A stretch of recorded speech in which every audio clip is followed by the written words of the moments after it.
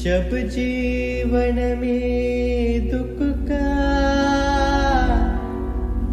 अंधियारा छाए, मन में सदा श्रद्धा की ज्योत जलाए, विश्वास मन का तुझको पार लगाए, भक्ति भावना श्रद्धा से जो शीश झुकाए,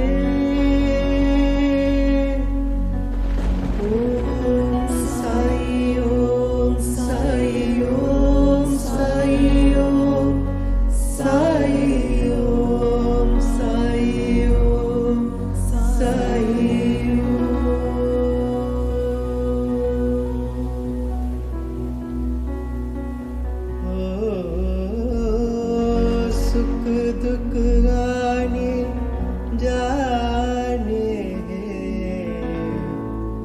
धूप और साये,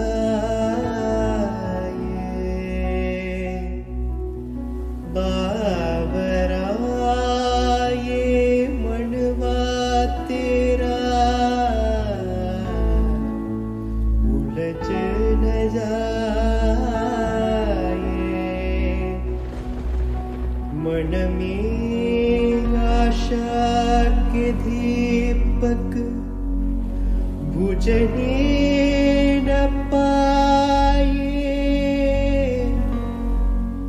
सुबह फिर से आएगी,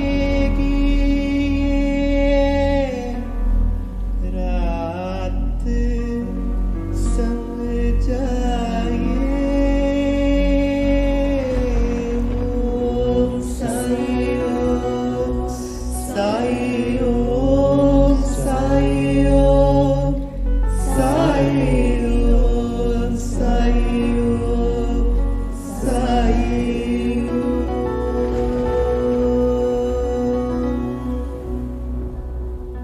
कहते हैं किस्मत जिसको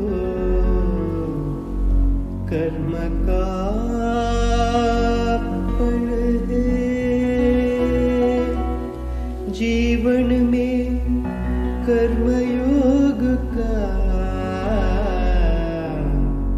मार्ग ही अटल है, जो कुछ है हाथ में तेरे, एक यही पल है, अच्छे कर्म किए जाए तो जीवन सफल है। ओम साई ओम साई ओम साई ओम साई ओम साई ओम साई ओम।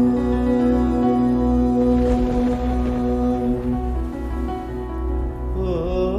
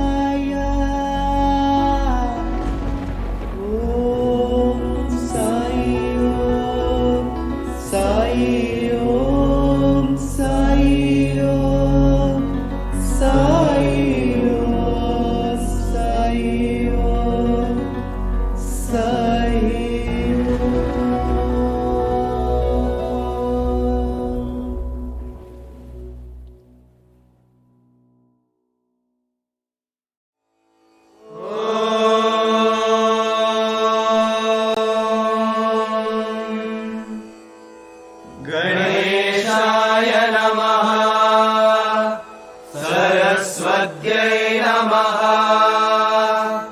श्रीगुरुभ्यो नमः हरिः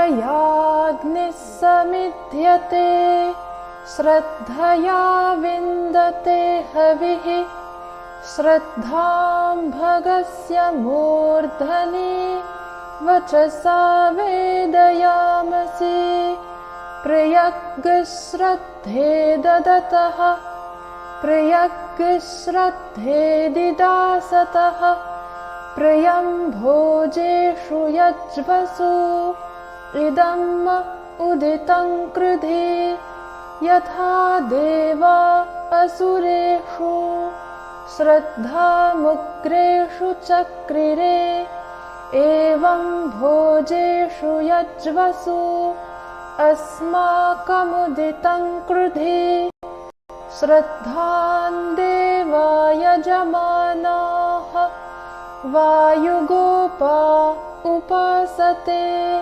श्रद्धागुं हृदयया कूत्या श्रद्धया हूयते हविः श्रद्धां प्रातर्हवामहे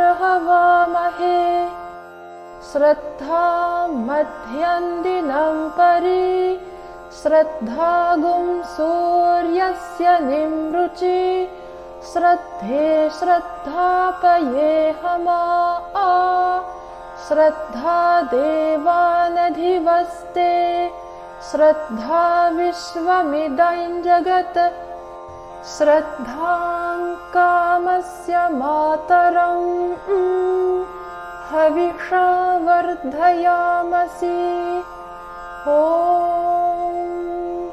शान्ति शान्ति शान्तिः।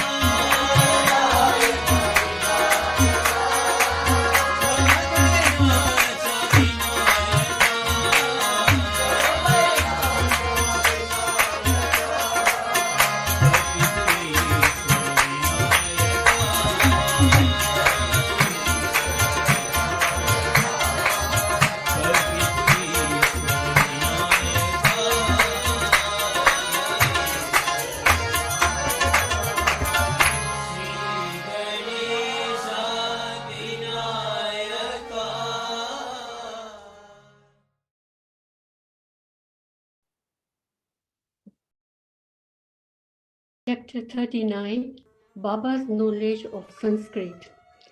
His interpretation of a verse from Gita and construction of the Samadhi Mandir. This chapter 39 deals with Baba's interpretation of a verse from the Bhagavad Gita. As some people believed that Baba knew not of Sanskrit and the interpretation was Nana Sahib Chandarkaur's, Hemant Bhatt wrote another chapter 50 refuting that objection. As the chapter number 50 deals with the same subject matter, it is incorporated in this chapter. Preliminary. Blessed is Shirdi and blessed is Dwarkamai, where Shri Sai lived and moved until he took Mahasamadhi. Blessed are the people of Shirdi, whom he obliged and for whom he came such long distance. Shirdi was a small village first, but it attained great importance on account of his contact and became a tirtha, holy place of pilgrimage.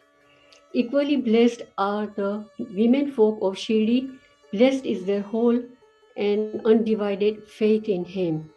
They sang the glories of Baba while bathing, grinding, pounding corn and doing other household work.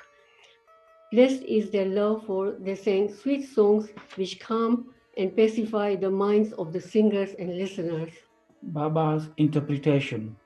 Nobody believed that Baba knew Sanskrit. One day he surprised all by giving a good interpretation of a verse from the Gita to Nana Sahib Chandorkar. A brief account about this matter was written by Mr. B.V. Dev, retired Mamlatdar, and published in Marathi in Shirdi Sai Leela magazine, volume 4. Short accounts of the same are also published in Sai Baba's Charters and Sayings, page 61, and in The Wondrous Saint Sai Baba, page 36, both by Brother B.V. Narasimha Swami. Mr. S.V. Dev has also given an English version of this in his statement dated 27th of September 1936 and published on page 66 of Devotees' Experiences Part 3, published by the said Swami. As Mr. Dev has got first-hand information about this subject from Nana Sahib himself, we give below his version. Nana Sahib Chandorkar was a good student of Vedanta. He had read Gita with commentaries and prided himself on his knowledge of all that. He fancied that Baba knew nothing of all this or of Sanskrit. So Baba one day pricked the bubble. These were the days before crowds flocked to Baba, when Baba had solitary talks at the mosque with such devotees.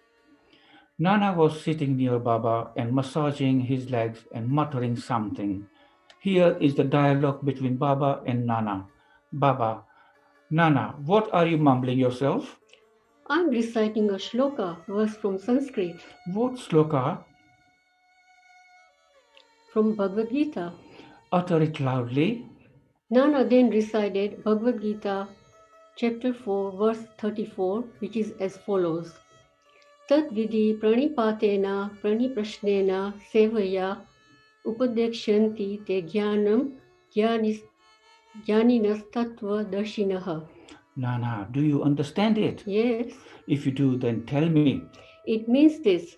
Satsang Namaskar, that is prostration, questioning the Guru, serving him, learn what this Gyan is.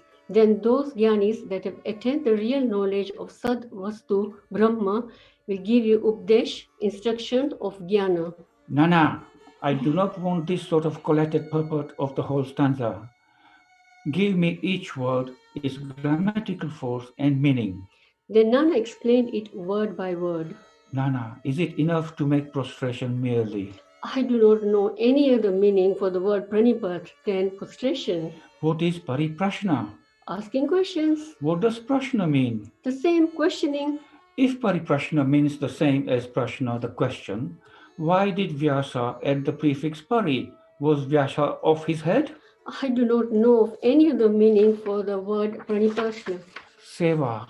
What sort of seva is meant? Just what we are doing always. Is it enough to render such service? I do not know what more is signified by the word seva. In the next line, Updeshyanti te jnanam.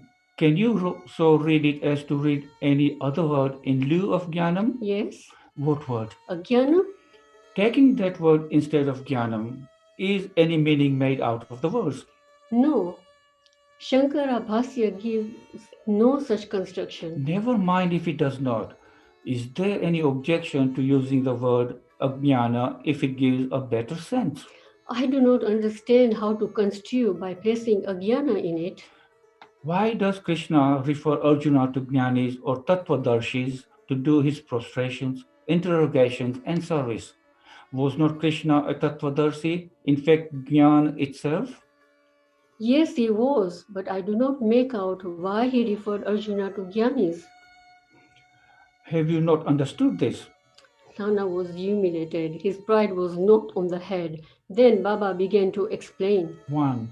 It is not enough merely to prostrate before the jnanis. We must make sarvasva sharanagati, complete surrender to the Sadguru. 2. Mere questioning is not enough. The question must not be made with any improper motive or attitude or to trap the Guru and catch at mistakes in the answer or to Out of idle curiosity. out of idle curiosity. It must be serious and with a view to achieve moksha or spiritual progress. Seva is not rendering service, retaining still the feeling that one is free to offer or refuse service. One must feel that he is not the master of the body, that the body is Guru's and exists merely to render service to him. If this is done, the Sadguru will show you what the jnana referred to in the previous stanza is. Nana did not understand what is meant by saying that a guru teaches ajnana. Baba, how is jnana updesh, i.e. imparting of realization, to be effected? Destroying ignorance is jnana. Removal of ignorance is like this, O Arjuna. If dream and sleep disappear, you are yourself. It is like that. OV 83 on Gita chapter 5 verse 16 says, is there anything different or independent in jnana besides the destruction of ignorance? Expelling darkness means light. Destroying duality, dvaita, means non-duality, advaita. Whenever we speak of destroying dvaita, we speak of advaita. Whenever we talk of destroying darkness, we talk of light. If we have to realize the advaita state, the feeling of dvaita in ourselves has to be removed. This is the realization of the advaita state. Who can speak of advaita while remaining in dvaita? If one did, unless one gets into that state, how can one know it and realize it? Again, the Shishya, the disciple, like the Sadguru, is really embodiment of jnana. The difference between the two lies in the attitude, high realization, marvelous superhuman sattva, beingness, and unrivaled capacity, and Aishwarya Yoga, divine powers. The Sadguru is Nirguna, Satchit Ananda. He has indeed taken human form to elevate mankind and raise the world. But his real nirguna nature is not destroyed thereby, even a bit. His beingness or reality, divine power, and wisdom remain undiminished. The disciple also is in fact of the same Swarupa, but it is overlaid by the effect of the samskaras of the innumerable births in the shape of ignorance, which hides from his view that he is Suddha Chaitanya. See Bhagavad Gita chapter 5 verse 15. As stated, he gets the impressions, I am Jiva, a creature, humble and poor. The Guru has to root out these offshoots of ignorance and has to give updesh or instruction. To the disciple held spellbound for endless generations by the ideas of his being a creature, humble and poor, the Guru imparts in hundreds of births the teachings, you are God, you are mighty and opulent. Then he realizes a bit that he is God really. the perpetual delusion under which the disciple is laboring that he is the body, that he is a creature, jiva, or ego, that God, Paramatma, and the world are different from him, is an error inherited from innumerable past births. From actions based on it, he has derived his joys, sorrows, and mixture of both. To remove this delusion, error, this root ignorance, he must start the inquiry. How did the ignorance arise? Where is it? For him, called the Guru's pleasure. Following are instances of jnana. 1. I am a jiva, creature. 2. Body is the soul, I am the body. 3. God, world, and jiva are different. 4. I am not God. 5. Not knowing that body is not the soul. 6. Not knowing that God, world, and jiva are one. Unless these errors are exposed to you, the desire what is God, jiva, world, how they are interrelated and whether they are different from each other or are one and the same. To teach him these and destroy his ignorance in this instruction in jnana or ajnana. Why should jnana be imparted to the jiva, who is a jnana murti? Updesh is merely to show him his error and destroy his ignorance. Baba added 1. Pranipata implies surrender. 2. Surrender must be of the body, mind, and wealth. 3. Why should Krishna refer Arjuna to other jnanis?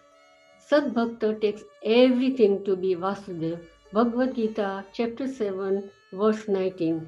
There is any guru will be Krishna to the devotee, and guru takes disciple to be Vasudev, and Krishna treats both as his prana and atma. Bhagavad Gita, chapter 7, verse 18. Commentary of Jnanadev on this. As Shri Krishna knows that there are such bhaktas and gurus, he refers Arjuna to them so that their greatness may increase and be known. Construction of the Samadhi Mandir. Baba never talked nor made any fuss about the things which he wanted to accomplish, but he so skillfully arranged the circumstances and surroundings that the people were surprised at the slow but sure results attained. The construction of Samadhi Mandir is an instance in point. Shriman Bapu Sahib Bhuti, the famous multi-millionaire of Nagpur, lived in Shirdi with his family. Once an idea arose in his mind that he should have a building of his own there. Sometimes after this, while he was sleeping in Dikshit's Vada, he got a vision. Baba appeared in his dream and ordered him to build a Vada of his own with temple. Shama, who was sleeping there, got a similar vision. When Bapu Sahib was awakened, he saw Shama crying and asked him why he was doing so. The latter replied that in his vision, Baba came close to him and ordered distinctly to build the Vada with the temple. I shall fulfill the desire of all. Hearing the sweet and loving words of Baba, I was overpowered with emotion. My throat was choked, my eyes were overflowing with tears, and I began to cry. Bapu Sahib was surprised to see that both their visions tallied. Being a rich and a capable man, he decided to build a Vada there and drew up a plan with Shama. Kaka Sahib Dikshit also approved of it, and when it was placed before Baba, he also sanctioned it immediately. Then the construction work was duly started, and under the supervision of Shama, the ground floor, the cellar, and the well were completed. Baba, also on his way to and from Lendi, suggested certain improvements. Further work was entrusted to Bapu Sahib Jog, and when it was going on, an idea struck Bapu Sahib Bhuti's mind that there should be an open room or a platform, and in the center, the image of Murlidhar, Lord Krishna, with the flute be installed. He asked Shama to refer this matter to Baba and get his consent. The latter asked Baba about this when he was just passing by the Vada. Hearing Shama, Baba gave his consent, saying, "After the temple is complete, I will come there to stay, And staring at the Vada, he added, "After the Vada is complete, we shall use it ourselves. We shall live, move, and play there, embrace each other, and be very happy." Then Shama asked Baba whether this was the auspicious time to begin the foundation work of the central room of the shrine. The latter answered in the affirmative. Then Shama got a coconut broken and started the work. In due time, the work was completed, and an order was also given for making a good image of Mullida. But before it was ready, a new thing turned up. Baba became seriously ill and was about to pass away. Bapu Saheb became very sad and dejected, thinking that if Baba passed away, his Vada would not be consecrated by the holy touch of Baba's feet, and all his money, about 1,00,000 of rupees, would be wasted away. But the words, "Place or keep me in the Vada," which came out of Baba's mouth just before his passing away, consoled not only Bapu Saheb, but one and all. In due time, Baba's holy body was placed and preserved in the central shrine meant or designed for Murlidhar, and Baba himself became Murlidhar, and the Vada thus became the Samadhi Mandir of Sai Baba. His wonderful life is unfathomable.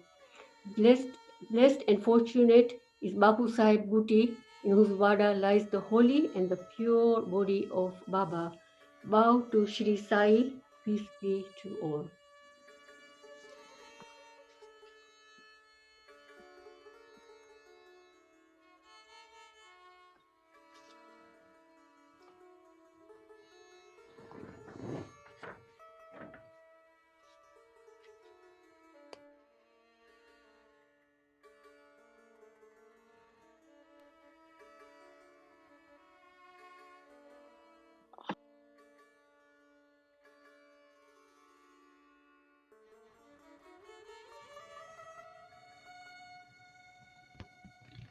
You need to unmute.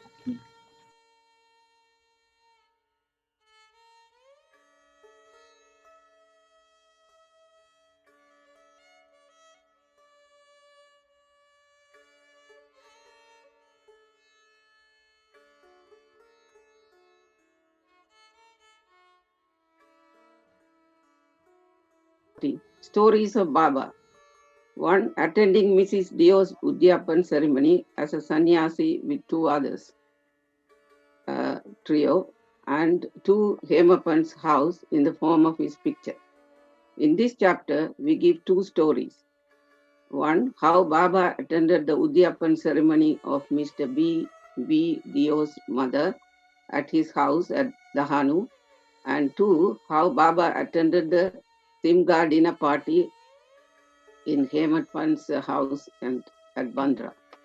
Preliminary. Blessed is Shirdi Sai Samartha, who gives instructions in both temporal and spiritual matters to his devotees and makes them happy by enabling them to achieve the goal of their life. Sai, who when places his hand on their heads, transfers his powers to them and thus destroying the sense of differentiation, makes them attain the attainable thing. He who embraces the bhaktas who prostrate themselves before him with no sense of duality or difference. He becomes one with the bhaktas as the sea with the rivers when they meet it in the rainy season and gives them his power and position. It follows from this that he who sings the leelas of God's bhaktas is equally or more dear to him than one who sings the leelas of God only. Now to revert to the stories of this chapter. Mrs. Dio's Udyapan ceremony. Mr. B.V. Dio was a Mamlatar at Dahanu in Dana district. His mother had observed 25 or 30 different vows and an Udyapan, that is concluding ceremony in connection therewith, was to be performed. This ceremony included the feeding of 100 or 200 Brahmins. Mr. Dio fixed a date for the ceremony and wrote a letter to Bahu Sahib Jog asking him to request Sai Baba on his behalf to attend the dinner of the ceremony, as without his attendance, the ceremony would not be duly completed. Babu Sahib Jog read out the letter to Baba. Baba noted carefully the pure-hearted invitation and said, I always think of him who remembers me. I require no conveyance, carriage, tanga, no train, no aeroplane. I run and manifest myself to him who lovingly calls me. Write to him a pleasing reply that three of us, trio, myself, yourself, and third, will go and attend it. Mr. Jog informed Mr. Dio of what Baba said. The latter was much pleased, but he knew that Baba never went to any place except Rahata, Rui, and Nimagon in person. He also thought that nothing was impossible to Baba, as he was all-pervading, and that he might suddenly come in any form he likes and fulfill his words. A few days before this, a sannyasi with Bengali dress, professing to work for the cause of the protection of the cows, came to the station master at Dahanu to collect subscriptions. The latter told him to go into the town and see the Mamaltar, that's Mr. Dio, with his help and collect funds. Just then, the Mamaltar happened to come there. The station master then introduced the sannyasi to him. Both sat talking on the platform. Mr. Dio told him that a subscription list for some other charitable cause had already been opened by the leading citizen Rao Saheb Narottam Chetty, and so it was not good to start another subscription list, and that it would be better if he could visit the place after 2 or 4 months. Hearing this, the sannyasi left the place. About a month afterwards, the sannyasi came in a tanga and stopped in front of Mr. Dio's house at about 10 a.m. Dio thought that he came for subscriptions. Seeing him busy and with the preparations of the ceremony, the sannyasi said that he had come not for money but for meals. Dio said, very glad, you are welcome. The house is yours. The sannyasi said, I said, 3 lads are with me. Dio said, come with them. As there was time, 2 hours for dinner, Dio inquired where he should send for them. He said that it was not necessary, as he would come himself at the appointed time. Dio asked him to come at noon. Exactly at 12 noon, the trio came and joined the dinner party, and after feeding themselves, went away. After the ceremony was finished, Dio wrote a letter to Babu Sahib Jog complaining of Baba's breach of promise. Jog went to Baba with the letter, but before it was opened, Baba spoke. He says, I promised him to come, but deceived him. Inform him that I did attend the dinner with the 2 others, but he failed to recognize me. Then why did he call me at all? Tell him that he thought that sannyasi came to ask for subscription money. Did I not remove his doubt in that respect? And did I not say I would come with 2 others? And did not the trio come in time and took their meals? See, to keep my words, I would sacrifice myself. I would never be untrue to my words. This reply gladdened Jog's heart, and he communicated the whole of the reply to Dio. As soon as he did it, he burst into tears of joy, but he took himself to task mentally for vainly blaming Baba. He wondered how he was deceived by the sannyasi's prior visit and his coming to him for subscriptions, and how he also failed to catch the significance of the sannyasi's words that he would come with 2 others for meals.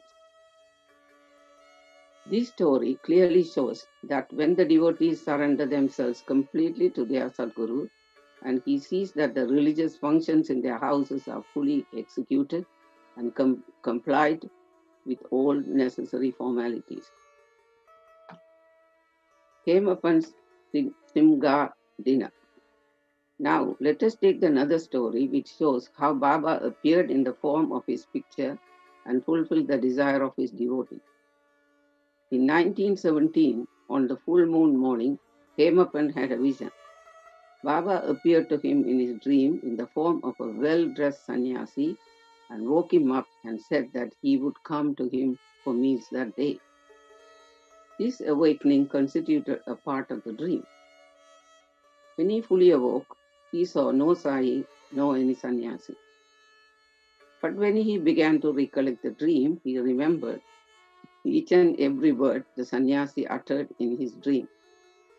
Though he was in contact with Baba for 7 years, and though he always meditated on Baba, he never expected that Baba would come to his house for meals. However, being pleased with Baba's words, he went to his wife and informed that being the holiday, a sannyasi guest was coming for meals and that some more rice should be prepared. She inquired about the guest, who he was and whence he was coming. Then, not to lead her astray and not to cause any misunderstanding, he gave her the truth, that is, told her about the dream. She doubtingly asked whether it was possible that Baba could come there, that's Bandra, from Shirdi, leaving the dainty dishes there or accepting their coarse food. Hematpat then assured her that Baba might not come in person, but he might attend in the form of a guest, and that they would lose nothing if they cooked some more rice. After this, preparations for the dinner went on, and it was quite ready at noon. Holika worship was gone through, and plates made out of leaves were were spread and arranged with rangoli marks around them. 2 rows were put up with central seat between them for the guest. All the members of the family, sons, grandsons, daughters, and son-in-law, etc., came and occupied their proper seats, and serving of the various articles commenced. While this was being done, everybody was waiting, everybody was watching for the guest, but none turned up, though it was past noon. Then the door was closed and chained. Anna Suddhi, that's ghee, was served. This was a signal to start eating. Formal offering to Vaishvadeva, that's fire god, and Naivedya to Sri Krishna were also offered over. And the members were about to begin when footsteps in the staircase were distinctly heard. Hematpant went immediately and opened the door and saw 2 men there, one Ali Muhammad and 2 Maulana Ismu Jawad. These 2 persons, seeing that meals were ready and all the members were about to begin eating, apologized to Hematpant and requested him to excuse their interference. They said, "You left your seat and came running to us. Others are waiting for you. So please take this your thing that I shall relate all the wonderful tale about it later on at your convenience." So saying, he took out from his armpit a packet wrapped in an old newspaper cover and placed it on the table. Hematpant uncovered the packet and saw, to his great wonder and surprise, a big nice picture of Sai Baba. Seeing it, he was much moved. Tears ran from his eyes, hair stood on end all over his body, and he bent and placed his head on the feet of Baba in the picture. He thought that Baba had blessed him by this miracle or leela. Out of curiosity, he asked Ali Muhammad whence he got this picture. He said that he bought it from a shop and that he would give all the details about it sometime afterward. and wished that as all the members were waiting for him, he should go and join them. Hemant Pant thanked him, bade them goodbye, and returned to the dining hall. The picture was placed in the central seat reserved for the guest, and after the due offerings of the Naivedya, the whole party commenced eating and finishing it in proper time. On seeing the beautiful form in the picture, everybody was extremely pleased and wondered how all this happened. This is how Sai Baba kept up and fulfilled his words uttered by him in the dream of Hemant Pant. The story of the picture with all its details, that is how Ali Muhammad got it, why he bought it and gave it to Hemant Pant, is reserved for the next chapter. Bow to Sri Sai, peace to be all.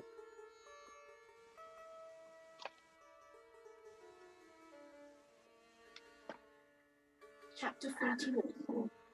Story of the picture, stealing the rags, and reading of Dhyaneshwari. As stated in the last chapter, we continue here the story of the picture. 9 years after the occurrence of the incident depicted in the last chapter, Ali Muhammad saw Hemant Pant and related to him the following story.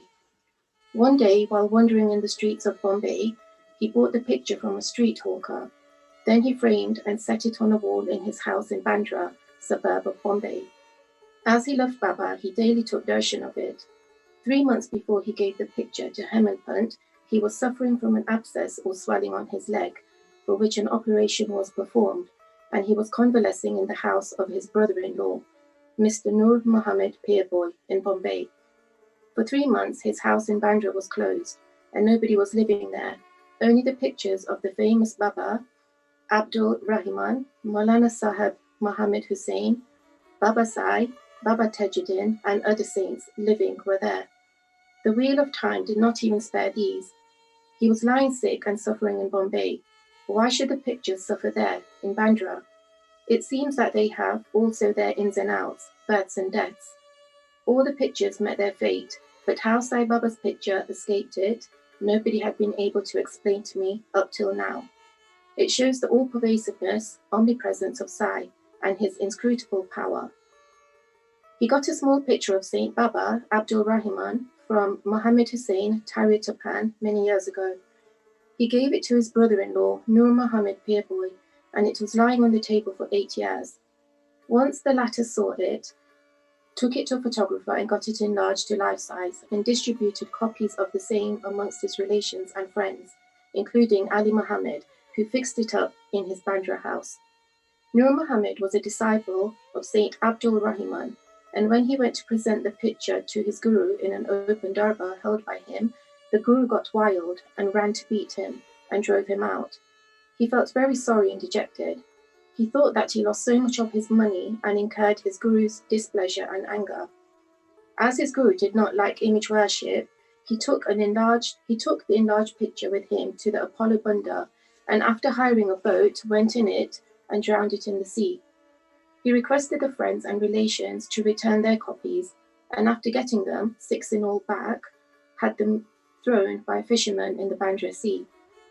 At this time, Ali Muhammad was in his brother-in-law's house. He was told by him that his suffering would come to an end if he would soon drown the pictures of the saints in the sea. Hearing this, Ali Muhammad sent his manager to his Bandra house and got all the pictures of the saints in his house thrown into the sea. When Ali Muhammad returned home after 2 months, he was surprised to find Baba's picture on the wall as before. He did not understand how his meta took away all the pictures except this. He immediately took it out and kept it in his cupboard, fearing that if his brother-in-law saw it, he would do away with it. While he was thinking how it should be disposed of and who would keep it and guard it well, Sai Baba himself, as it were, suggested to him that he should see and consult Maulana Ismu Mujabar and abide by his opinion. He saw the Maulana and told him everything. After mature consideration, they both decided that the picture should be presented to Anna Sahib, Hemant Pant, and that he would protect it well. Then they both went to Hemant Pant and presented the picture in the nick of time. This story shows how Baba knew all the past, present, and future. and how skillfully he pulled the wires and fulfilled the desires of his devotees. The following story shows that Baba liked very much those persons who took real interest in matters spiritual, and that he removed all their difficulties and made them happy. Stealing the rags and reading of Janeshwari. Mr. B.V. Deo was a Mamlatdar of Dahanu, Thane district, wished for a long time to read Janeshwari, the well-known Marathi commentary on the Bhagavad Gita by Dhaneshwar. Along with other scriptures, he could read daily one chapter of the Bhagavad Gita and some portion of other books. But when he took Dhaneshwari in hand, some difficulties cropped up, and he was precluded from reading it. He took 3 months' leave, went to Shirdi, and thence to his home at Pound for rest. He could read there other books, but when he opened Dhaneshwari, some evil or stray thoughts came crowding in his mind and stopped him in the effort. Try however he might, he was not able to read even a few lines of the book with ease. So he resolved in his mind that when Baba would create love for the book and would order him to read it, he would begin, and not till then. Then in the month of February 1914, he went with his family to Shirdi. There Jog asked him whether he read Janeshwari. Deo said that he was desirous of reading it, but he was not successful, and that only when Baba would order him to read it, he would commence. Jog then advised him to take a copy of the book and present it to Baba, and to start reading after it was consecrated and returned by him. Deo then replied that he did not want to resort to this device, as Baba knows his heart. Would he not know his desire to satisfy it by giving him a clear order to read? Deo then saw Baba and offered 1 rupee as dakshina. Baba asked for 20 rupees, which he gave. At night he saw one Balakram and inquired how he secured Baba's devotion and grace. Balakram told him that he would communicate everything next day after Aarti. When Deo went for darshan next day, Baba asked for 20 rupees, which he gave willingly. As the masjid was crowded, Deo went aside and sat in a corner. Baba asked him to come close and sit with a calm mind, which Deo did. Then after the noon Aarti was over and after the men dispersed, Deo again saw Balakram and asked him his previous history, what Baba told him and how he was taught meditation. Balakram was going to reply when Baba sent one Chandru, a leper devotee, to call Deo to him. When Deo went to Baba and later asked him when and with whom and what he was talking, he said he talked with Balakram and heard from him his fame.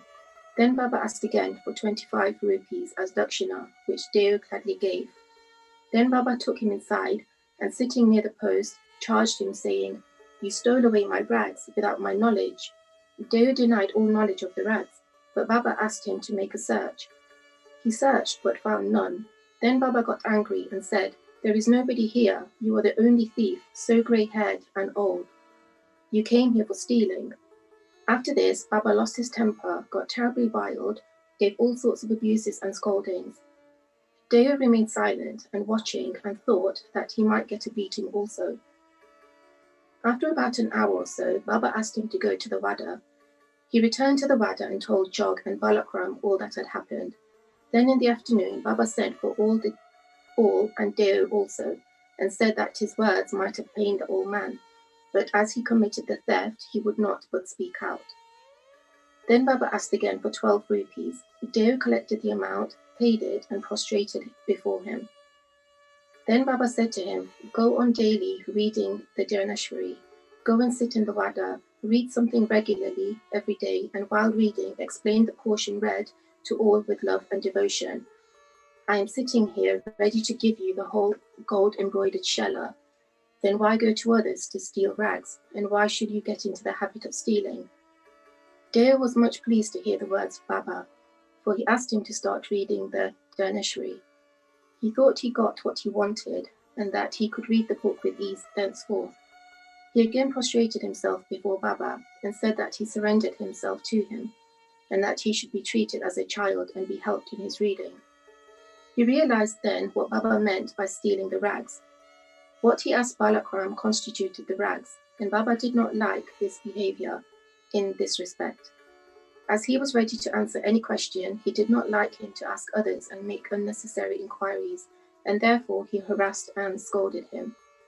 Deo thought that he really did not harass and scold him, but taught him that he was ready to fulfill his desires, and there was no use in asking others in vain. Deo took these scoldings as flowers and blessings and went home satisfied and contented. The matter did not end here. Baba did not stop with only issuing an order to read.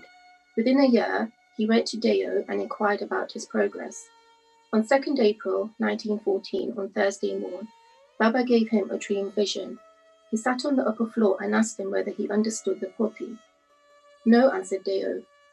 Baba said, when are you going to understand? Deo burst into tears and said, unless you shower your grace, the reading is mere worry, and the understanding is still more difficult. I say this definitely. Baba told, while reading, you make haste, read it before me, in my presence. Deo asked, what shall I read? Baba said, read Adhyatma, spiritualism. Deo went to bring the book. When he opened his eyes and was awakened, we leave the readers to imagine what ineffable joy and bliss Deo felt after this vision. Bhadu Shri Sai, peace be to all.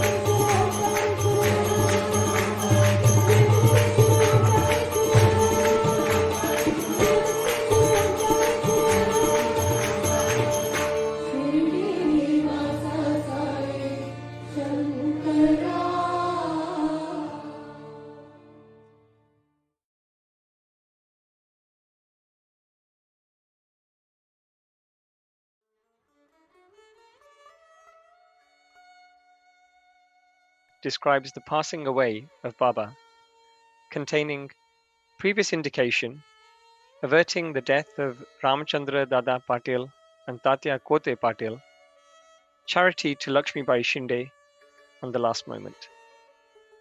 Preliminary.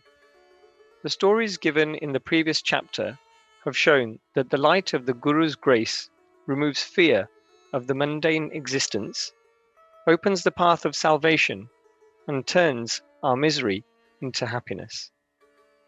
If we always remember the feet of the Sadguru, our troubles come to an end death loses its sting, and the misery of this mundane existence is obliterated. Therefore, those who care for their welfare should carefully listen to these stories of Sai Samarth, which will purify their minds. In the beginning, Hemad Pant dwells on Dr. Pandit's worship and his marking Baba's forehead with Tripundra, that is, 3 horizontal lines. But as this has already been described in chapter 11, this has been omitted here. Previous indication. The readers up till now heard the stories of Baba's life. Let them now hear attentively Baba's passing away. Baba got a slight attack of fever on the 28th of September 1918. The fever lasted for 2 or 3 days, but afterwards Baba gave up his food and thereby he grew weaker and weaker. On the 17th day, that is Tuesday the 15th of October 1918, Baba left his mortal coil at about 2:30 p.m. See Professor G.G. Narke's letter dated 5th of November 1918 to Dada Saheb Khaparde, published in Leela magazine. 2 years before this, that is in 1916, Baba gave an indication of his passing away, but nobody understood it then. It was as follows. On Vijayadashami day, Dashera, Baba at once got into a wild rage in the evening when people were returning from Simolangan, crossing the border or limits of the village. Taking off his headdress, kafni and langota and so on, he tore them and threw them in the dhuni before him. Fed by this offering, the fire in the dhuni began to burn brighter, and Baba shone still brighter. He stood there, stark naked, and with his burning red eyes shouted, "Fellows, now have a look and decide finally whether I am a Muslim or a Hindu." Everybody was trembling with fear, and none dared to approach Baba. After some time, Bhagoji Shinde, the leper devotee of Baba, went boldly near him and succeeded in tying a waistband round his waist and said, "What is all this? Today is the Simolangan, that is Dashera holiday." Baba, striking the ground with his satka, said, "Is my Simolangan crossing of the border?" Baba did not cool down till 11 p.m., and the people doubted whether the Javadi procession would ever take place that night. After an hour, Baba resumed his normal condition and, dressing himself as usual, attended the Javadi procession as described before. By this incident, Baba gave a suggestion that Dashera was the proper time for him to cross the border of life, but none understood its meaning. Baba gave also another indication as follows: averting the death of Ramchandra and Sathya Patil. Sometime after this, Ramchandra Patil became seriously ill. He suffered a lot. He tried all remedies, but finding no relief, despaired of his life and was waiting for the last moment. The one midnight Baba suddenly stood near his pillow. Patil held his feet and said, "I have lost all hopes of life. Please tell me definitely when I shall die." Merciful Baba said, "Don't be anxious. Your hundi, death warrant, has been withdrawn, and you will soon recover. But I am afraid of Sathya Patil. He will pass away on Vijayadashami of Shaka 1840, that is 1918 AD. Do not divulge this to anybody, nor to him, for he will be terribly frightened." Ramachandra Dada got well, but he felt nervous about Sathya's life, for he knew that Baba's word was unalterable, and that Sathya would breathe his last within 2 years. He kept this hint secret, told it to none but one Bala Shimpi, a tailor. Only these 2 persons, Ramachandra Dada and Bala Shimpi were in fear and suspense regarding Tatya's life. Ramachandra Dada soon left his bed and was on his legs. Time passed quickly. The month of Bhadrapad of Shaka 1840, that is 1918 AD, was ending, and Ashwin was in sight. True to Baba's word, Tatya fell sick and was bedridden, and so he could not come for Baba's darshan. Baba was also down with fever. Tatya had full faith in Baba, and Baba in Lord Hari, who was his protector. Tatya's illness began to grow from bad to worse, and he could not move at all, but always remembered Baba. The predicament of Baba began to grow equally worse.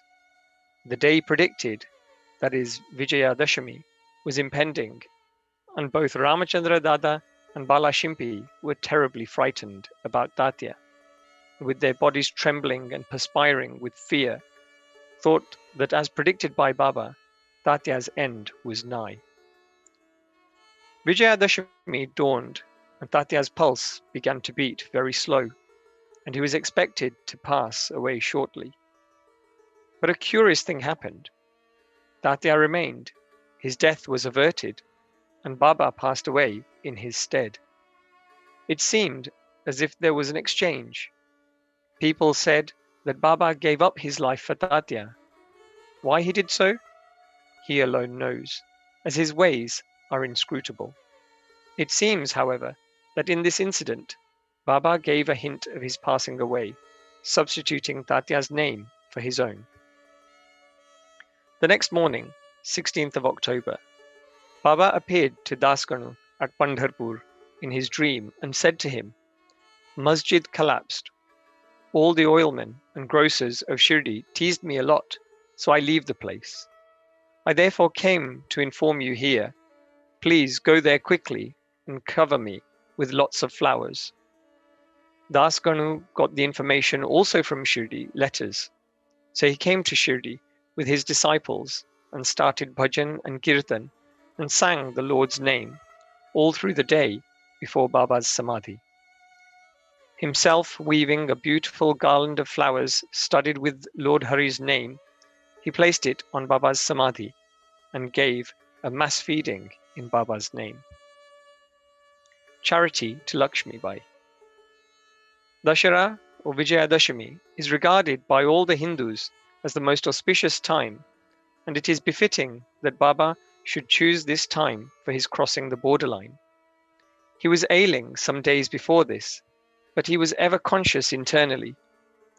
Just before the last movement, he sat up, erect, without anybody's aid, and looked better. People thought that the danger had passed off, and he was getting well. He knew that he was to pass away soon, and therefore he wanted to give some money as charity to Lakshmi Bai Shinde. Baba pervading all creatures. This Lakshmi Bai Shinde was a good and well-to-do woman. She was working in the masjid day and night. Except Bhagat, Mahalsapati, Tatya and Lakshmi Bai, none was allowed to step in the masjid at night. Once, while Baba was sitting in the masjid with Tatya in the evening, Lakshmi Bai came and saluted Baba. The latter said to her, "Oh Lakshmi, I am very hungry." Off she went, saying, "Wait a bit, I return immediately with bread." She did return with bread and vegetables and placed the same before Baba. He took it up and gave it to a dog.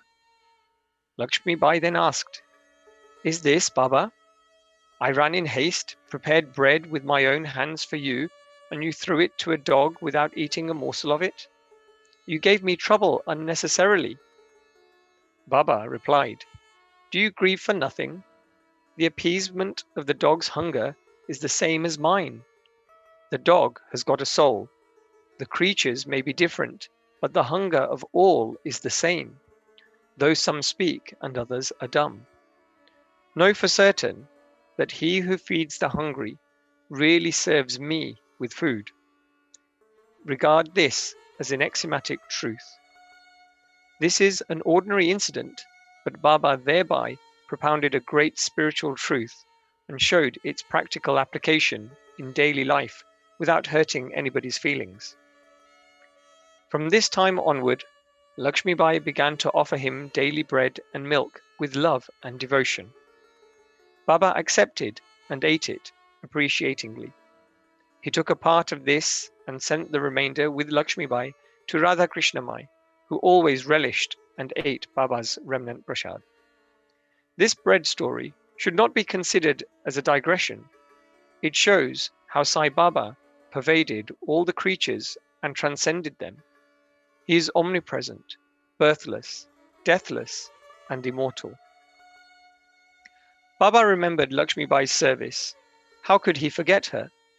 Just before leaving the body, he put his hand in his pocket and gave her once 5 rupees and again 4 rupees, in all 9 rupees.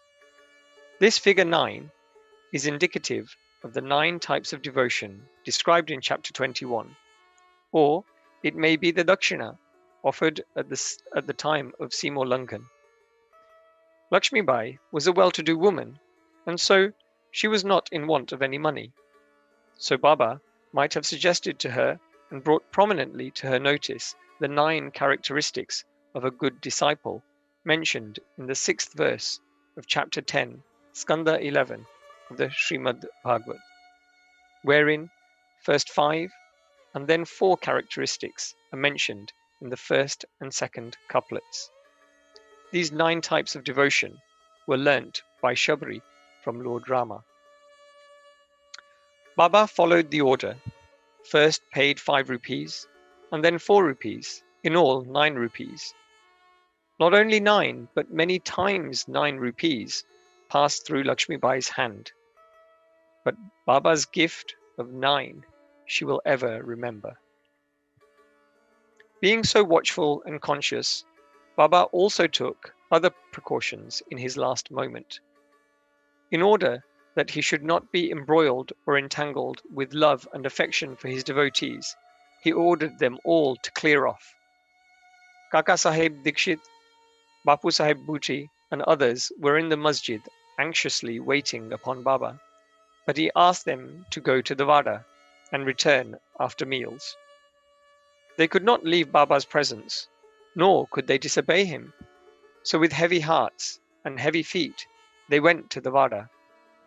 They knew that Baba's case was very serious and that they could not forget him. They sat for meals, but their mind was elsewhere. It was with Baba. Before they finished, news came to them of Baba's leaving the mortal coil. Leaving their dishes, they ran to the masjid and found that Baba rested finally on Bayaji's lap. He did not fall down on the ground, nor did he lie on his bed, but sitting quietly on his seat and doing charity with his own hand, threw off the mortal coil. Saints embody themselves and come into this world with a definite mission, and after that is fulfilled, they pass away as quietly and easily as they came. Bow to Shri Sai. Peace be to all. 43 and 44. Baba's passing away continued. Preparation, Samadhi Mandir, breaking of the brick, 72 hours Samadhi, Jog Sannyasi, Baba's next-like words. Chapter 43 and 44 continue the story of Baba's passing away, and therefore they are taken together. Previous preparation. It is the general practice among the Hindus that when a man is about to die, some good religious scriptures is read out to him with the object that his mind should be withdrawn from worldly things and fixed in matter spiritual, so that his future progress should be natural and easy. Everybody knows that when King Parikshit was cursed by the son of a Brahmin Rishi and was about to die, after a week, the great sage Shuka expounded to him the famous Bhagavad Puran in that week. This practice is followed even now, and the Gita Bhagavad and other sacred books are read out to dying persons. Baba, being an incarnation of God, needed no such help, but just to set an example to the people, he followed this practice. When he knew that he was to pass away soon, he ordered one Mr. Veze to read Ram Vijay to him. Mr. Veze read the book once in the week. Then Baba asked him to read the same again, day and night, and he finished the second reading in 3 days. Thus, 11 days passed. Then again, he read for 3 days and was exhausted. So Baba let him go and kept himself quiet. He abided in his self and was waiting for the last moment. 2 or 3 days previous, Baba had stopped his morning peregrination and begging rounds and sat in the masjid. He was conscious to the last and was advising the devotees not to lose heart. He let nobody know the exact time of his departure. Kaka Sahib Dikshit and Shriman Bhuti were dining daily with him in the masjid. That day, 15th of October, after Aarti, he asked them to go to the residence for dining. Still, a few, Lakshmibai Sinde, Bogushi Sinde, Bayaji, Lakshman Balashimpi, and Nana Sahib Nimulkar remained there. Sharma was sitting down on the steps. After giving 9 rupees to Lakshmibai Sinde, Baba said that he did not feel well there in the masjid and that he should be taken to the Dagadi stone wada of Bhuti, where he would be all right. While saying these last words, he leaned on Bayaji's body and breathed his last. Boguji noticed that his breathing had stopped, and he immediately told this to Nana Sahib Nimulkar, who was sitting below. Nana Sahib brought some water and poured it in Baba's mouth. It came out. Then he cried out loudly, "Oh Deva!" Baba seemed just to open his eyes and say, "Ah," in a low tone. But it soon became evident that Baba had left his body for good. The news of Baba's passing away spread like a wildfire in the village of Shirdi, and all people, men, women, children, ran to the masjid and began to mourn this loss in various ways. Some cried out loudly, some wallowed on in the streets, and some fell down senseless. Tears ran down from the eyes of all, and everyone was smitten with sorrow. Some people started remembering the words of Sai Baba. Somebody said that the Maharaj Sai Baba told his devotees that in time to come he would appear as a lad of 8 years. These are the words of a saint, and hence nobody should take doubt about them, because in the Krishna avatar, Chakrapani, Lord Vishnu, performed this very deed. Krishna appeared before Devaki in prison as a lad of 8 years, who had bright complexion and who wielded weapons in his forearms. In that incarnation, he, Lord Krishna, lighted the burden of the earth. This incarnation, Sai Baba was for the uplift of his devotees. Then where is the reason for doubt? The ways of saints are really inscrutable. This contact of Sai Baba with his devotees is not only for one generation, it is there for the last 72 generations. Generating such ties of love, it appears that the Maharaj Sai Baba has gone for tour, and the devotees had firm belief that he will return soon. Then the question arose, how to dispose of Baba's body. Some Mohammedans said that the body should be interred in an open space and a tomb built over it. Even Kulashchand and Amir Shakha shared this opinion. But Ramachandra Patil, the village officer, said to the villagers with a firm and determined voice, "Your thought is not acceptable to us. Baba's body should be nowhere placed except in the Wada." Thus, people were divided on this point, and a discussion regarding this point went on for 36 hours. On Wednesday morning, Baba appeared to Lakshman Mama Joshi in his dream and drawing him by his hand said, "Get up soon. Bapu Sahib thinks that I'm dead and so he won't come. You do the worship and the Kakad morning arti." Lakshman Mama was the village astrologer and was maternal uncle of Sharma. He was an orthodox Brahmin and daily first worshipped Baba in the morning and then all the village deities. He had full faith in Baba. After the vision, he came with all the puja materials and not minding the protests of the Mulvis, did the puja and the Kakadarthi with all due formalities and went away. Then at noon, Bapu Sahib Jog came with all others and went through the noon arti ceremony as usual. After paying due respect to Baba's words, the people decided to place his body in the water and started digging the central portion there. In the evening of Tuesday, the sub-inspector came from Raitha and others from other places turned up and they all agreed to the proposal. Next morning, Amarbai came from Bombay and the Mamlata from Coppergown. The people seemed divided in their opinion. Some insisted on interring his body in the open field. The Mamlata therefore took a general plebiscite and found that the proposal to use the Wada secured double the number of votes. He, however, wanted to refer the matter to the collector, and Kakashai Dixit got himself ready to go to Ahmednagar. In the meanwhile, by Baba's inspiration, there was a change in the opinion of the other people, and all the people unanimously voted for the proposal.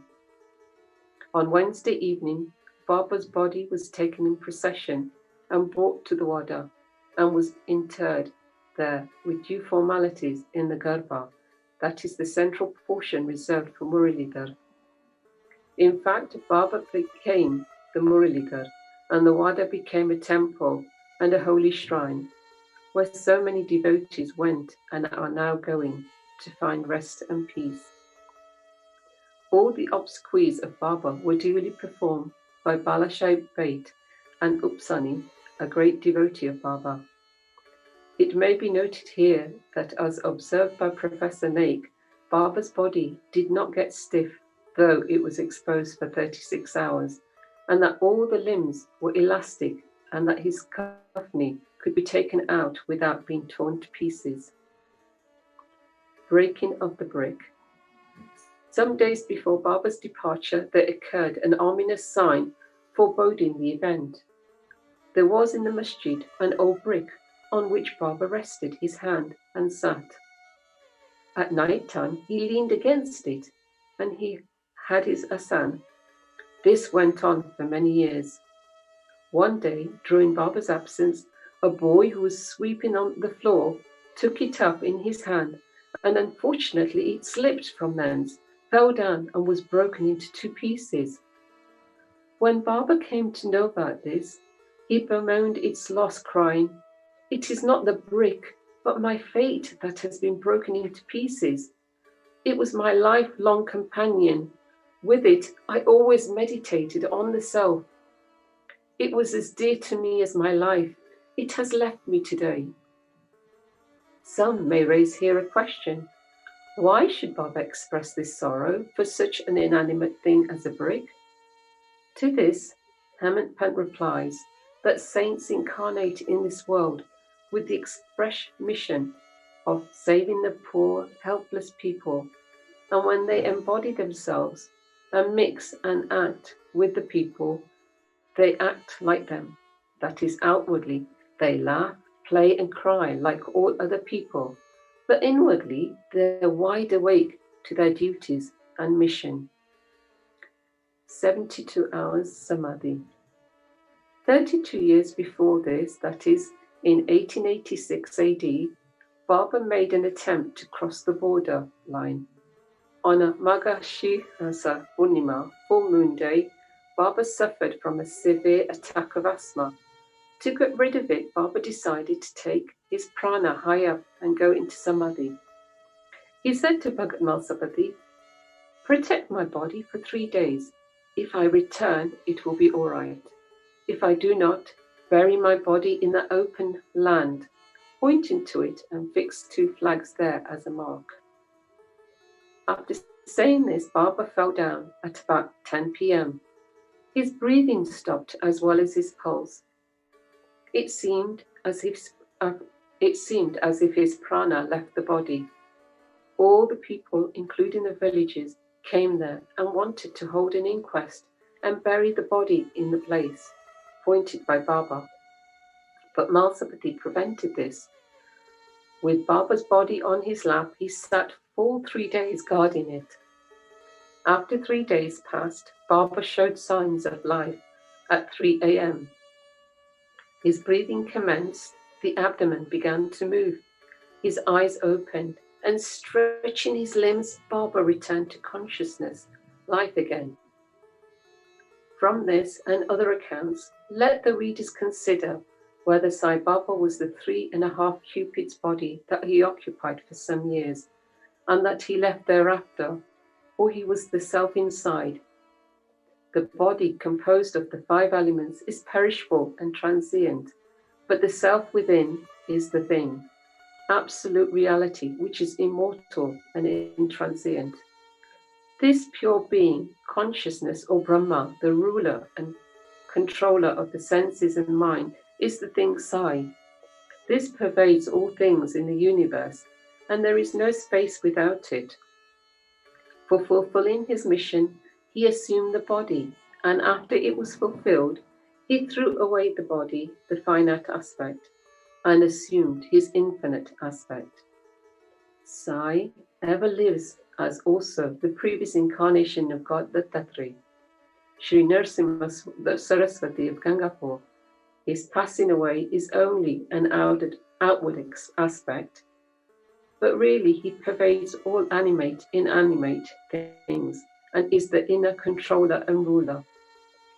This can be and is even now experienced by many who surrender themselves completely to him and worship him with wholehearted devotion.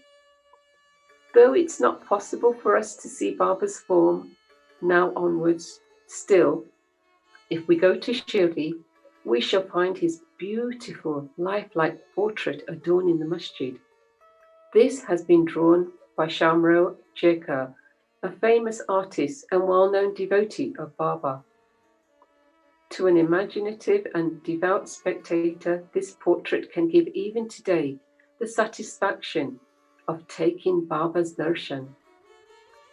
Though Baba has no body now, he lives there and everywhere and will affect the welfare of the devotees even now, as he was doing before when he was embodied.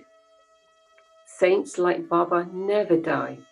They look like men. They are in reality God himself. Bapu Sahib Jog Sannyas. Hemant Pant closes this chapter with the account of Jog Sannyas. Shakaram Hari, alias Bapu Sahib Jog, was the uncle of the famous Bakari Vishnubhua Jog of Pune. After his retirement from government service, he was a supervisor in the PW department in 1909 AD. He came and lived in Shirdi with his wife. Both husband and wife loved Baba and spent all their time in worshipping and serving Baba. After Megha's death, Bapu Sahib daily did the Aarti ceremony in the masjid and Javadi till Baba's Mahasamadhi. He was also entrusted with the work of reading and explaining Gnaneshwari and Ekanath Bhagavad in Sathya's Vada to the audience. After serving for many years, Jog asked Baba, "I have served you so long. My mind is not yet calm and composed. How is it that my contact with saints has not improved me? When will you bless me?" Hearing the Bhakta's prayer, Baba replied, "In due time, your bad actions, their fruit or result will be destroyed, and your merits and demerits will be reduced to ashes. And I shall consider you blessed when you will renounce all attachments, conquer lust and sense of taste, and getting rid of all impediments, serve God wholeheartedly, and resort to the begging bowl, accept sannyas." After some time, Baba's words came true. His wife predeceased him, and as he had no other attachment, he became free and accepted sannyas before his death and realized the goal of his life. Baba's nectar-like words. The kind and merciful Sai Baba said many a time the following sweet words in the masjid. He who loves me most always sees me.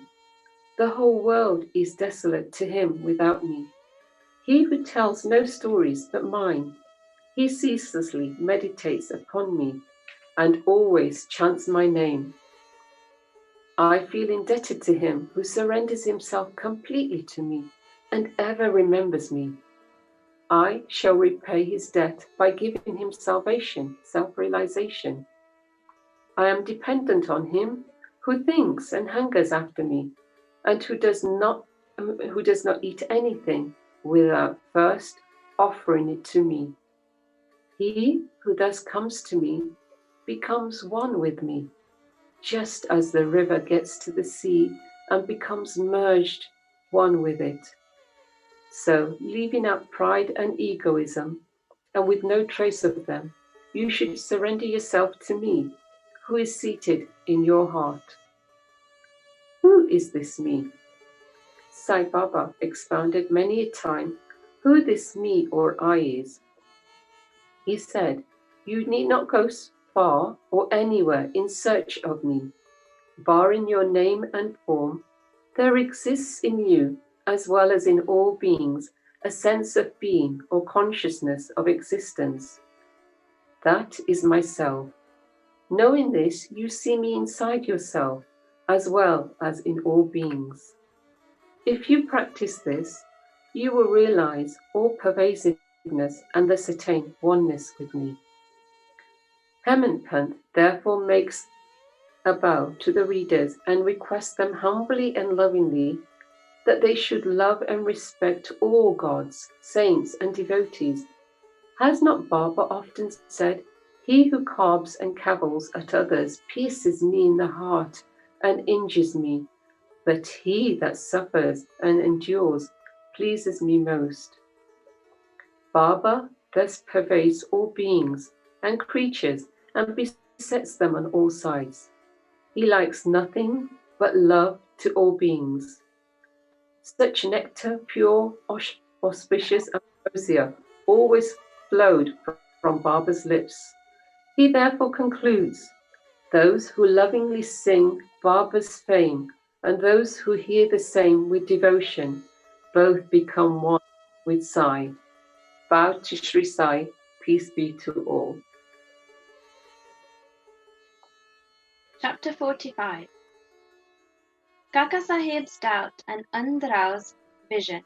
Wooden plank, Baba's bedstead and not bogats.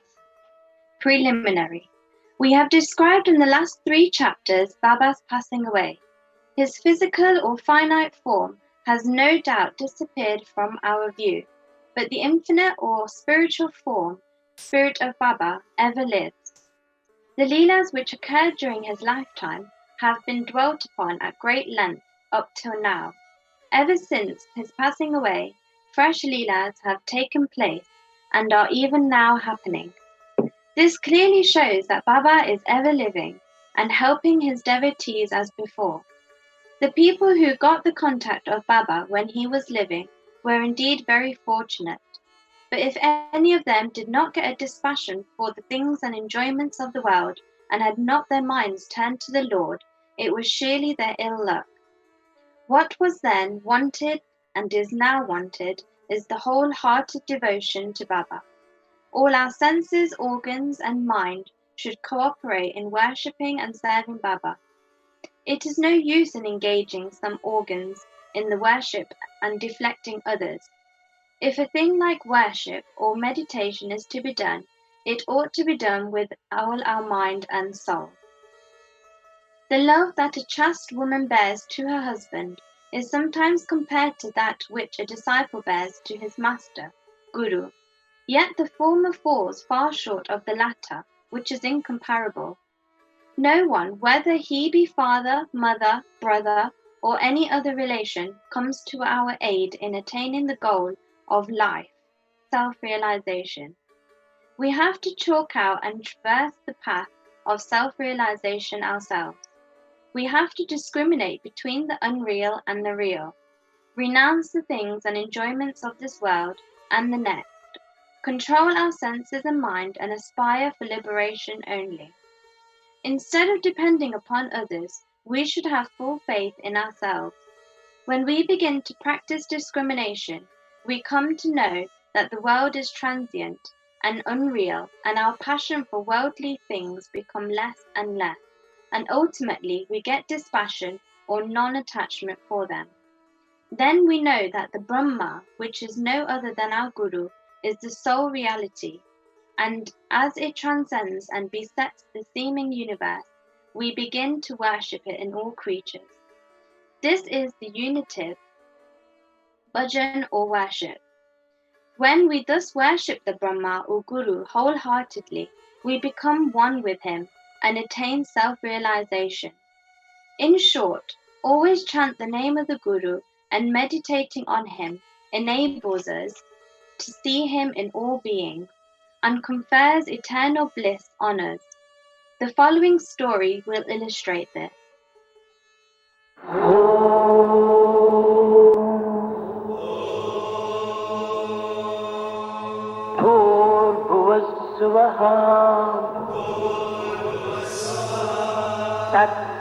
तत्सवितुर्वरेण्यं भर्गो देवस्य धीमहि धियो यो न प्रचोदयात्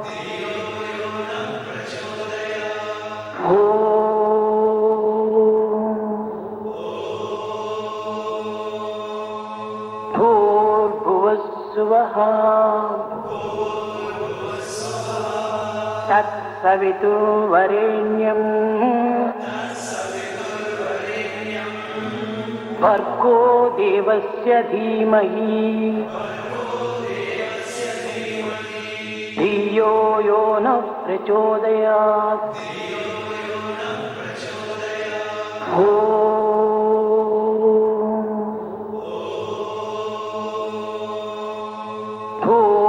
भूर्भुवस्सुवः तत्सवितुर्वरेण्यं भर्गो देवस्य धीमहि धियो यो न प्रचोदयात्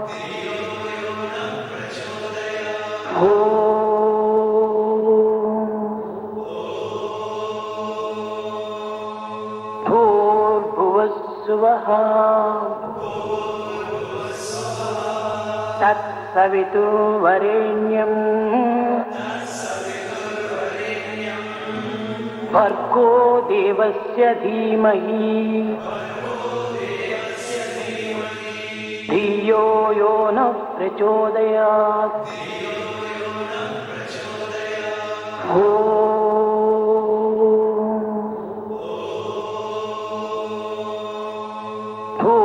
भूर्भुवस्सुवः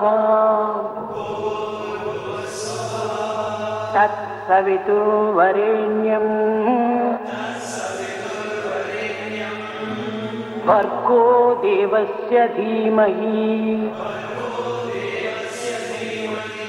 धियो यो न प्रचोदयात्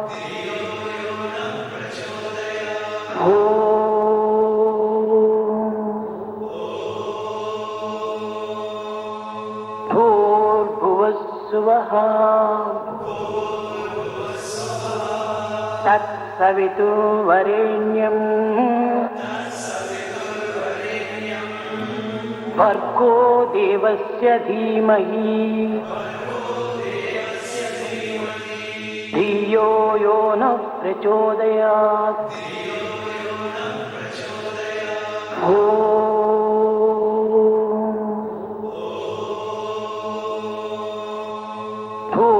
भूर्भुवस्सुवः तत्सवितुर्वरेण्यं भर्गो देवस्य धीमहि धियो यो न प्रचोदयात् भूर्भुवस्सुवः तत्सवितुर्वरेण्यम् भर्गो देवस्य धीमहि धियो यो न प्रचोदयात्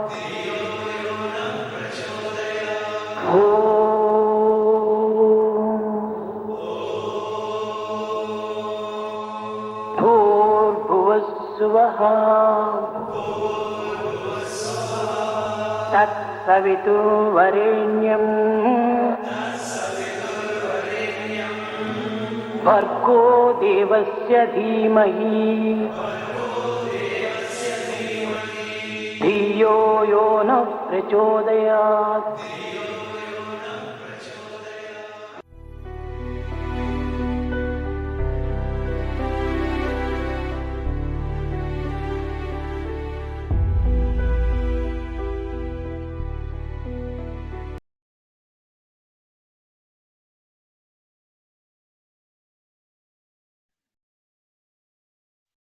Kaka Sahib's doubt and Anand Rao's vision.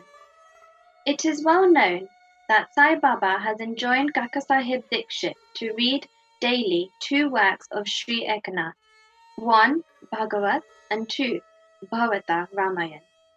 Kaka Sahib read these daily while Baba was living, and he followed the practice even after Baba's passing away. Once in Kaka Mahajani's house in Chowpatty, Bombay, Kaka Sahib was reading Ekanathi Bhagavat in the morning. Madhav Rao Deshpande, Elias Sharma, and Kaka Mahajani were then present and listened attentively to the portion read, namely the 2nd chapter, 11th skanda of the book.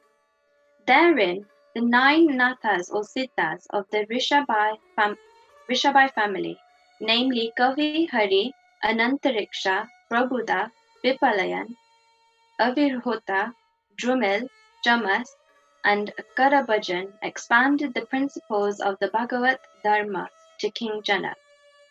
The latter asked all the 9 nathas most important questions, and each of them answered them satisfactorily. The first, i.e., Kavi, explained what is Bhagavat Dharma. Hari, the characteristics of a bhakta, devotee. Antariksha, what is Maya? Prabhuda, how to cross Maya. Vipalayan, what is Parabrahma? Avihotra, what is Karma? Drumil, the incarnations of God and their deeds. Jamas, how a non-devotee fares after death.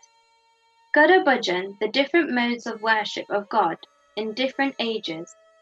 The substance of all the exposition was that in this Kali age, the only means of liberation was the remembrance of Hari's, Lord's, or Guru's feet. After the reading was over, Kaka Sahib said in a despondent tone to Madhav Rao and others, "Wonderful is the discourse of the 9 nathas on bhakti or devotion, but at the same time, how difficult it is to put into practice. The nathas were perfect, but it is possible for fools like us to attain the devotion as delineated by them. We won't get it, even after several births. Then how are we to get salvation? It seems that there is no hope for us." Madhav Rao did not like the pessimistic attitude of Kaka Sahib. He said, "Is a pity that one who by his good luck got such a jewel, Guru, as Baba, should cry out so disparagingly. If he was unvarying faith in Baba, why should he feel restless? The bhakti of the nathas may be strong and powerful, but is not ours loving and affectionate? And has not Baba told us authoritatively that remembering and chanting Hari's and Guru's name confirms salvation? Then where is the cause for fear and anxiety?" Kaka Sahib was not satisfied with Madhava's explanation. He continued to be anxious and restless the whole day, thinking and brooding over how to get the powerful bhakti of the Nathas. Next morning, the following miracle took place. One gentleman named Anandrao Pakade came there in search of Madhavrao. The reading of the Bhagavat was then going on. Mr. Pakade sat near Madhavrao and was whispering something to him. He was mentioning in low tone his dream vision, as there was some interruption in the reading by this whispering. Kaka Sahib stopped the reading and asked Madhavrao what the matter was. The latter said, "You expressed your doubt. Now here is the explanation of it."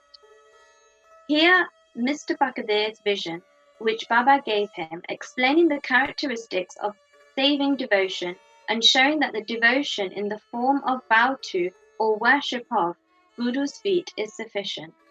All were anxious to hear the vision, especially Kaka Sahib. At their suggestion, Mr. Pakade began to relate the vision as follows. I was standing in a deep sea in waist deep water. There I saw Baba all of a sudden. He was sitting on a beautiful throne, studded with diamonds, with his feet in water.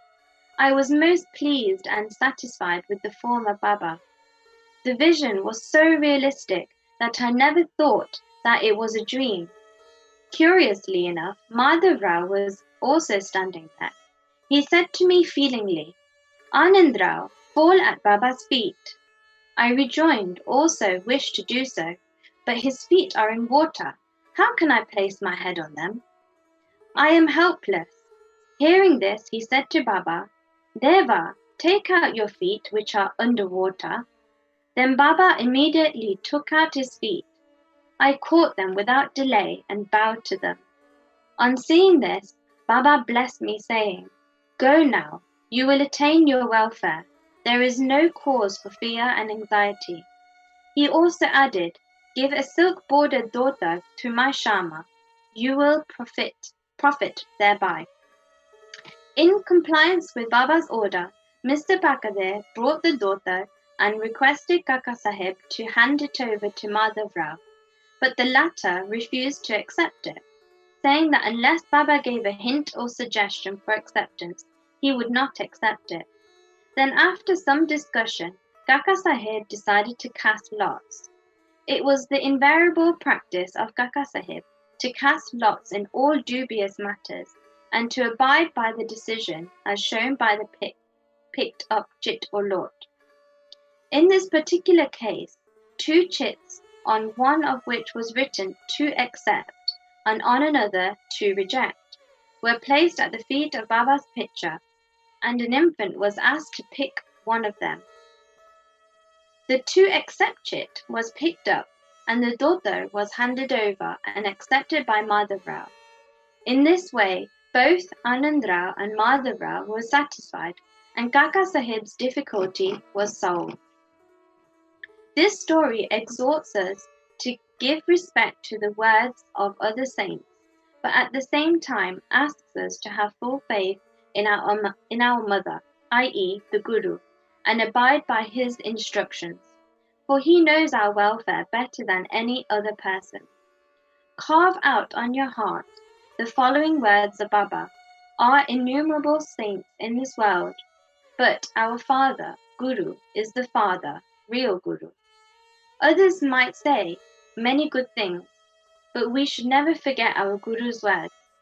In short, love your Guru wholeheartedly, surrender to him completely, and prostrate yourself before him reverentially, and then you will see that there is no sea of the mundane existence before you to cross.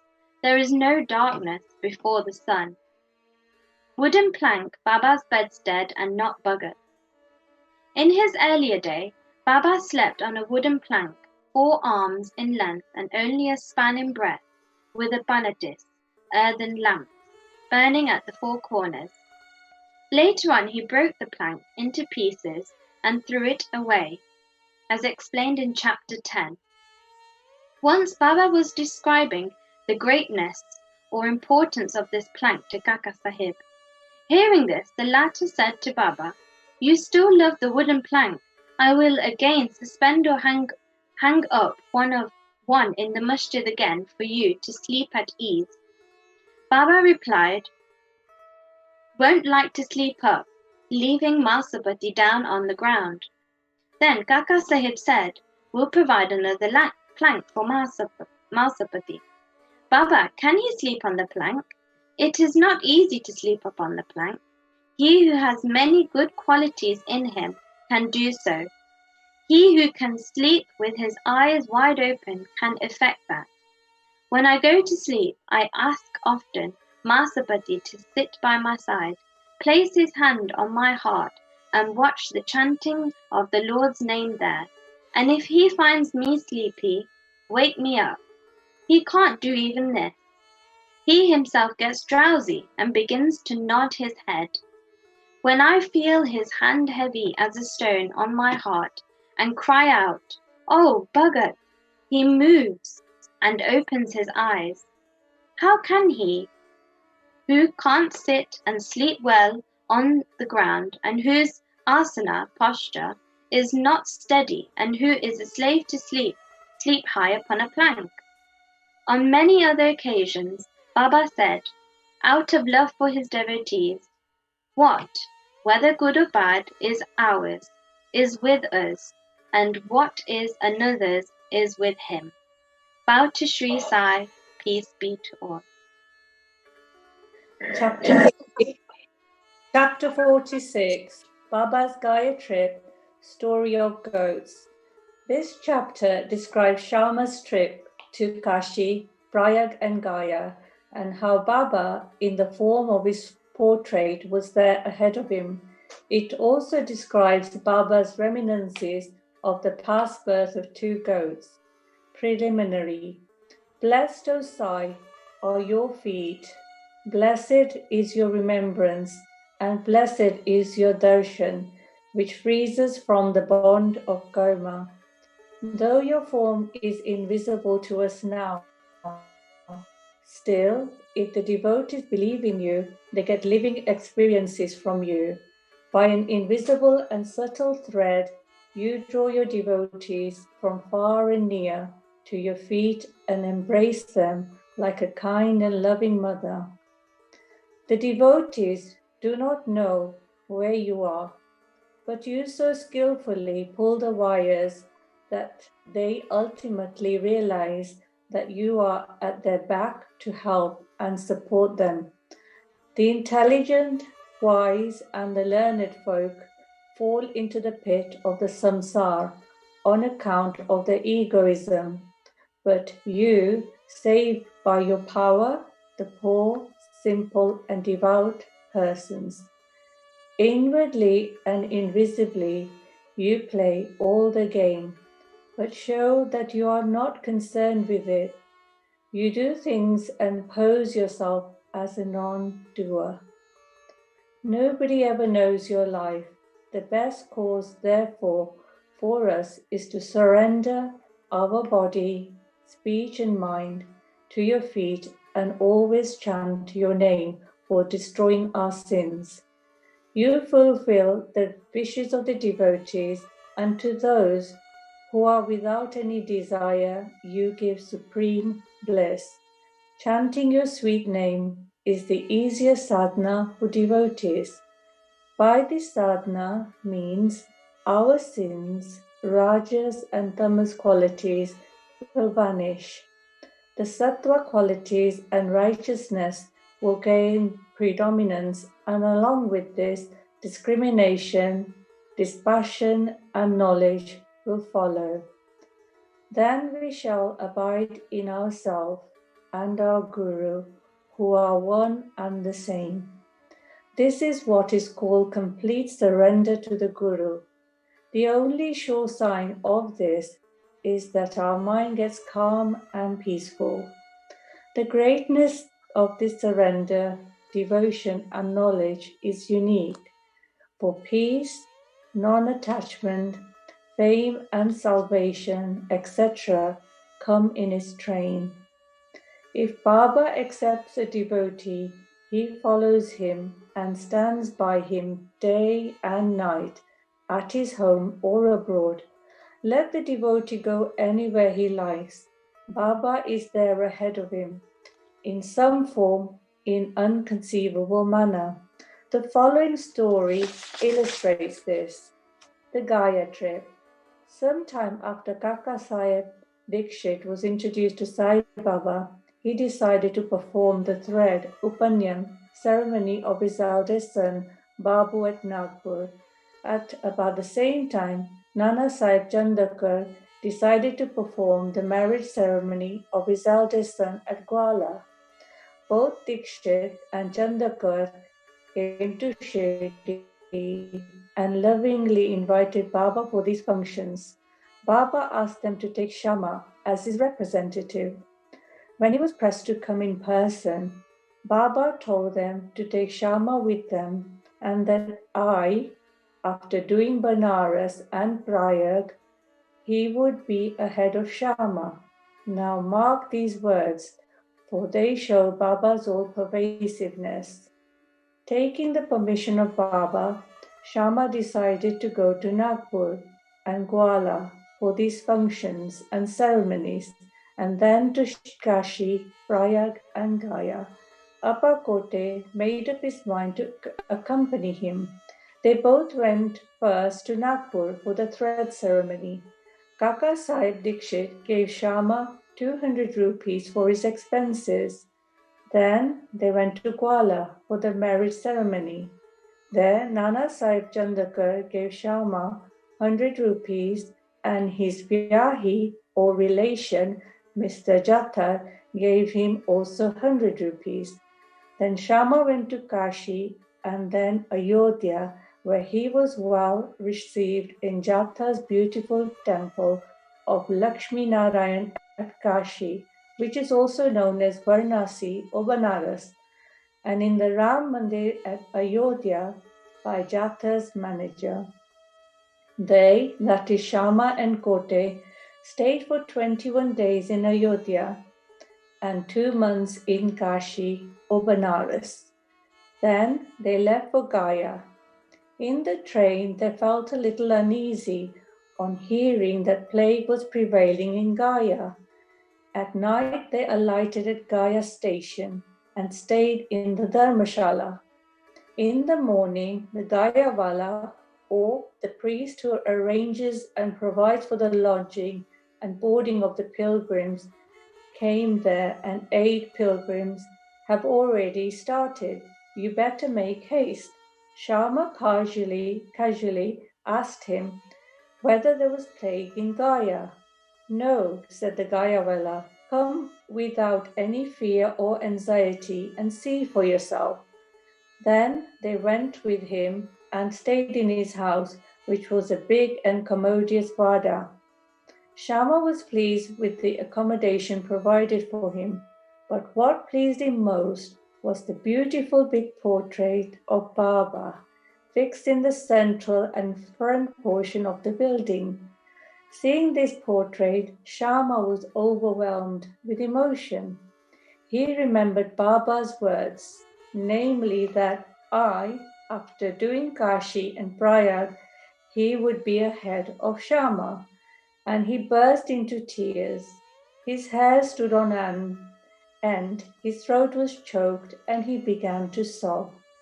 The Gayawala thought he was afraid of plague prevailing there and therefore was crying. But Shama enquired him whence he got Baba's portrait there. He replied that he had 200 or 300 agents working at Manmad and Putumba for looking to the convenience of the pilgrims to Gaya, and from them he heard about Baba's fame. Then about 12 years ago, he went to Shirdi and took Baba's darshan. There he wanted Baba's portrait that was hung in Shama's house, and with Baba's permission, Shama gave it to him. This was the same portrait Shama then remembered this former incident. The Gayawala's joy knew no bounds when he learned that the same Shama who obliged him before was his guest then. Then they both exchanged love and service and were most delighted and happy. The Gayawala gave him a right royal welcome. He was a very rich man. He sat in palanquin and made Shama ride an elephant and attended to all his comforts and conveniences. The moral of this story is that Baba's words came out true to the letter, and unbounded was his love towards the devotees. But leave this aside, he also loved all creatures equally, for he felt that he was one with them. The following story will illustrate this. 2 goats. Baba was once returning from Lendi when he saw a flock of goats. 2 of them attracted his attention. He went to them, caressed them, and fondled them, and bought them for 32 rupees. The devotees were surprised at this conduct of Baba. They thought that Baba was duped in this bargain, as the goats would fetch 2 rupees each, at the most 3 or 4 rupees each, i.e., with 8 rupees for both. They began to take Baba to task for this, but Baba kept calm and cool. Shama and Tatya Kote asked Baba for an explanation. He said that he should not store money as he had no home and any family to look after. He asked them to purchase at his cost 4 seers of dal or lentil and feed the goats. After this was done, Baba returned the goats to the owner of the flock and gave out the following reminiscences and story of the goats. Shama and Tatya, you think that I have been deceived in this bargain. No. Listen to their story. In their former birth, they were human beings and had the good fortune to be my companions and sit by my side. They were uterine brothers, that is, they were half brothers having the same mother but different father, loving each other at first, but later on they became enemies. The elder brother was an idle fellow, while the younger one was an active chap and earned a lot of money. The former became greedy and jealous and wanted to kill his brother and take away his money. They forgot their fraternal relations and began to quarrel with each other. The elder brother resorted to many devices to kill his younger brother, but all of these attempts failed. Thus they became deadly enemies, and finally on one occasion the elder gave a deadly blow with a big stick on the latter's head, while the latter struck the former with an axe, with the result that they both fell dead on the spot. As the result of their actions, they were both born as goats. As they passed by me, I at once recognized them. I remembered their past history. Taking pity on them, I wanted to feed them and give them rest and comfort. And for this reason, I spent all the money for which you reproved me. As you did not like my bargain, I sent them back to their shepherd. Such was Sai's love for the goats. Bow to Shri, peace be to all. Shri Satchidananda Sadguru Sai Maharaj Ki Jai. Aarati Sai Baba Saukya Datar Jiva Charanal Jatani Yavada Savi Sava Bhakta Visava. Aarati Sai Baba Tumche Naam Dhyata Hari Samskriti Vyata Agadha Tava Karani Margada Visiyanada Visiyanada. Aarati Sai Baba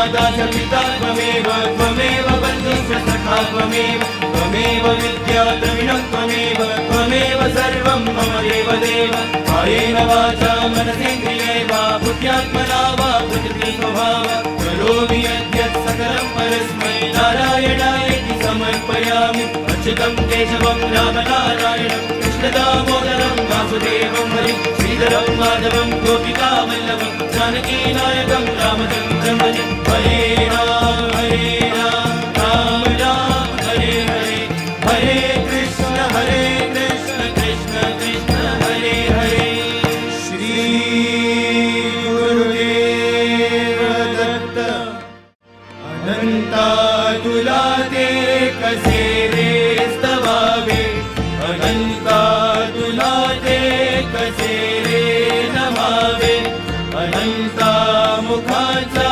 शिरे शेषगाता नमस्कार साष्टांग श्री साईनाथा ऐसा येई बा साई दिगंबरा अक्षय रूपावतारा सर्व हि व्यापक तू श्रुति सारा अनुसयात कुमारा बाबा येई बा सदा सत्स्वरूपं चिदानन्दकन्दं जगत्सम्भवस्थान संहार हेतुं स्वभक्तेच्छया मानुषं दर्शयन्तं नमामीश्वरं सद्गुरुं साईनाथम् रुसो मम प्रियाम्बिका मजबरी पिता हि रुसो रुसो मम प्रियाङ्गना प्रियसुता मजाहि रुसो रुसो भगिनी बन्धुहि श्वशुरसा सुबाई रुसो तदत्त गुरु साई मामजबरी तदीहि रुसो गुणाची घृणा नसो न च स्पृहा कशाची असो सदैव हृदयी वसो मनसि ध्यानि साई वसो मणि प्रणयवो रसो निखिल दृश्य बाबानिसो नदत्त गुरु साई मा उपनिया चनेला रुसो हरि ओम यज्ञेन यज्ञमयजन्तदेवास्तानि धर्माणि प्रथमान्यासन् तेहनाकं महिमानः सचन्त यत्र पूर्वे साध्या सन्ति देवाः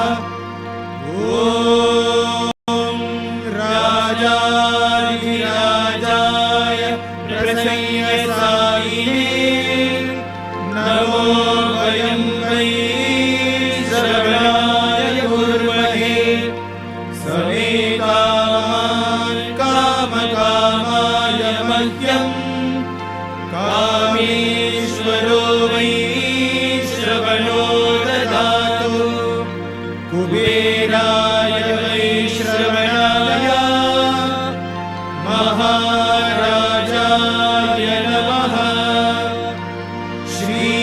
श्रीनारायण वासुदेवाय सच्चिदानन्द सद्गुरु साईनाथ महाराज की जय करचरण कृतं वा कायजं कर्मजं वा शरणनयनजं वा मानसं वा परालं विहितमविहितं वा सर्वमेतत्क्षमस्व जय जय करुणाते श्री प्रभो साईनाथ श्री सच्चिदानंद सद्गुरु साईनाथ